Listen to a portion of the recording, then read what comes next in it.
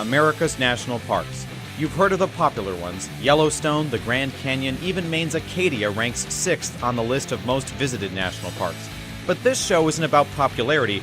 We're about the fresh, the new, the underground stuff the hipsters are listening to. The up-and-coming kid on the National Park Service scene is this patch of trees right here, the Katahdin Woods and Waters National Monument.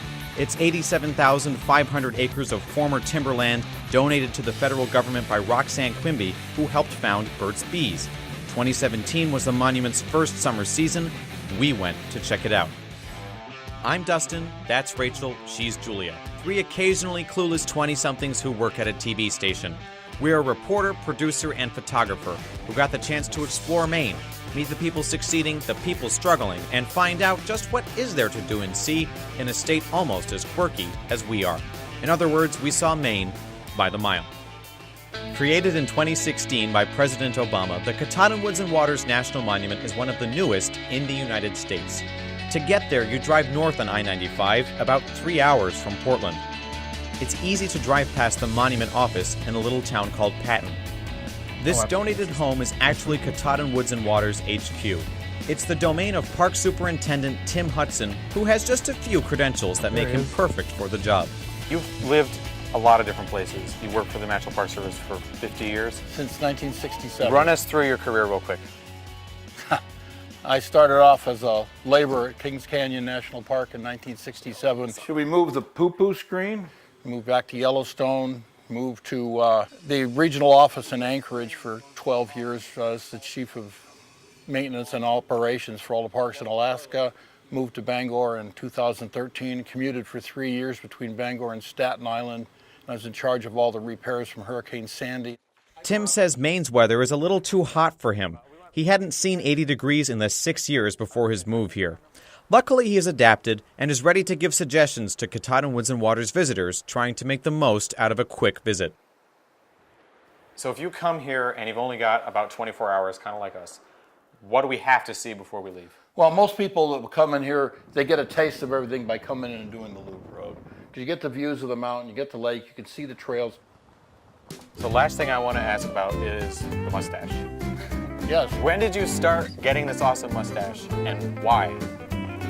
Well, I don't remember why. I thought it was a good idea. I was probably about 24. And I shaved it off once, and my wife said I looked younger than she did, and I grew it back again, and that's the story. As exciting as Tim's handlebars were, we really needed to get our tent up before dark so we could take 5 and enjoy the scenery. Katahdin Woods and Waters has 2 main access points, one to the south for the Loop Road and another to the north. With help from Lynn Sanderson, who was sent by the MPS to work at the monument for the summer, we made our way into the wilderness. You don't have any preconceived notions as to what the end product should look like. Lynn is one of just a handful of employees and volunteers keeping the monument running.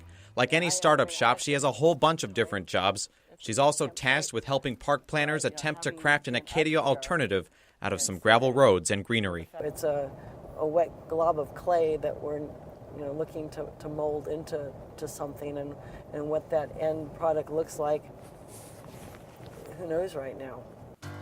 A 25-minute ride from the park office is the Upper East Branch campsite, our main destination. It has all the creature comforts a creature native to Maine's woods would expect, like bugs. I'm guessing But it also has a premium riverfront view, picnic tables with a fire pit, and a luxurious pit toilet. That said, sacrificing electrical outlets and cell service gets you in the middle of moose country, and you won't pay a dime. Camping in the monument was free. No reservations, no fees, just grab your state fishing and fire permits, bring your canoe and hiking boots, and start scoping out a spot to look for moose. If you want to wake up and go find a moose. Oh, let me get my little crystal ball here and see where that might happen. The good news is yes, you can see a moose in the monument. What are your chances of seeing a moose in the monument? It depends upon the day. I've definitely seen moose along the Loop Road, but I've seen them, at what I would consider odd times of the day.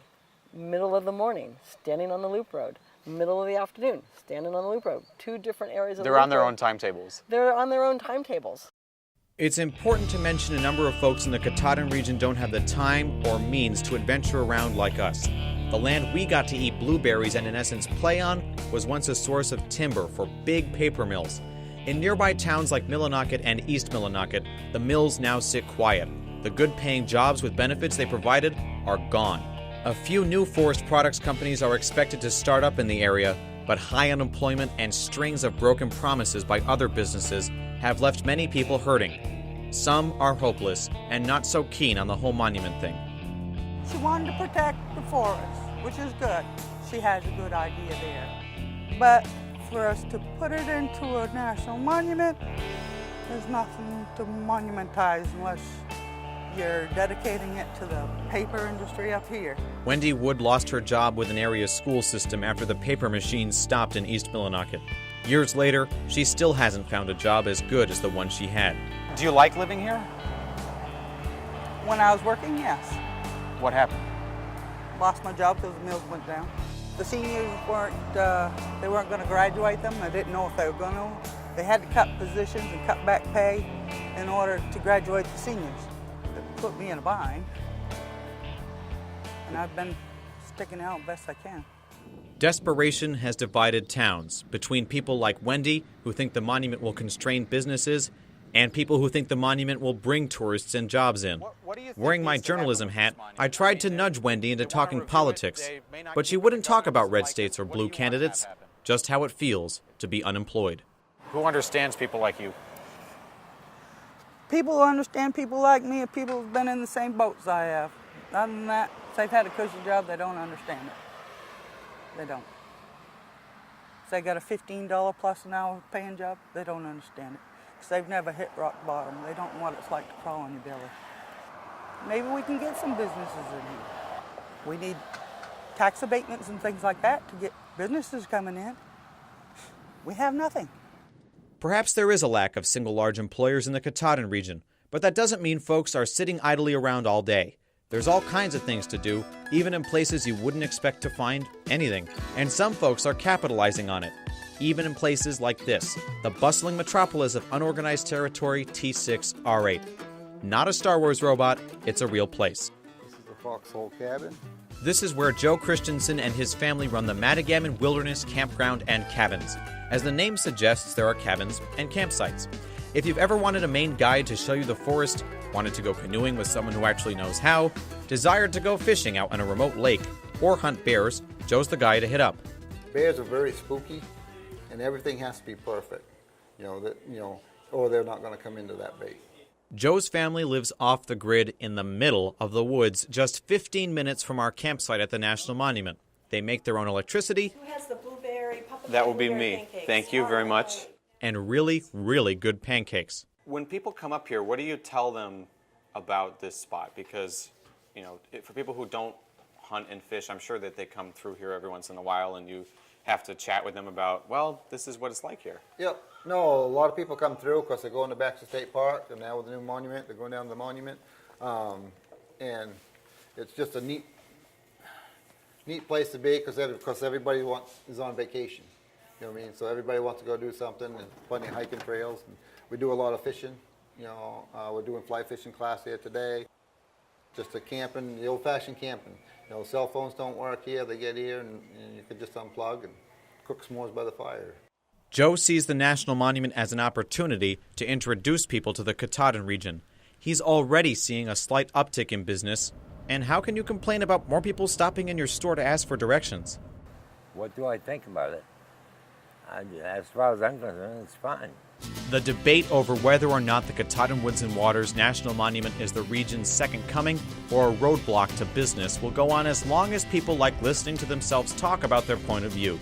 While that goes on, people like Joe and others will keep finding silver linings and will work to find solutions to the very real problems facing the area. Either way you look at it, she already gave it to them. Complain all you want. The government ain't going to give it back. That's not the way it works, right? That ain't the way it works, no. If somebody was going to give me that, I sure would take it. No matter where you stand on the monument matter, free camping with great views Lovely Maine blueberries right outside your tent. might be enough to entice you to make a trip to Patton and Millinocket. We popped a tire before we could get to what we were told are the best parts of Katahdin Woods and Waters, so we'll leave it to you to tell us what the rest of it looks like. If you have time, chat with the Mainers who you meet along the way. They're great folks who will help you out of a jam so you can see the sunrises, salmon sticks, and live-in lighthouses we found when we saw Maine by the mile.